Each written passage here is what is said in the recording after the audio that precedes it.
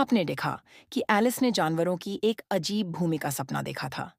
वह एक खरगोश के बिल में गिर गई और खरगोश का पीछा करते हुए उसके भोजन कक्ष तक पहुंची। वहां उसने एक तरल पदार्थ पिया और बहुत छोटी हो गई। उसके बाद अगली चीज जो एलिस को मिली वह एक छोटा सा केक था जिस पर ईट मी, मुझे खाओ लिखा हुआ था। उसने वहीं बैठकर केक खा लिया। और फिर क्या हुआ सोचिए।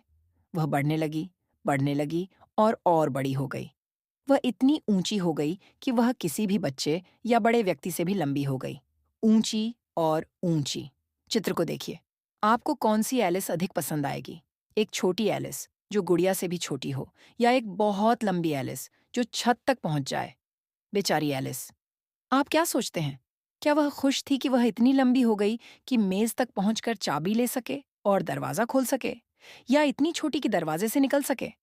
खैर, वह दरवाजे से निकल सकती थी, लेकिन क्या वह बाहर जा सकती थी?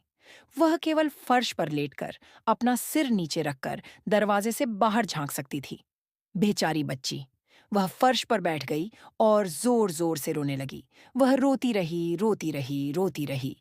उसके आंसू नदी की तरह बहने लगे और बहुत जल्दी कमरे में आंसुओं का एक बड़ा तालाब बन गया। अचानक सफेद खरगोश कमरे में दाखिल हुआ। वह कहीं जाने के लिए तैयार होकर आया था। उसके एक हाथ में एक छोटा पंखा और दस्ताने थे और दूसरे हाथ में एक घड़ी। वह अपनी घड़ी देखते हुए बड़बड़ा रहा था।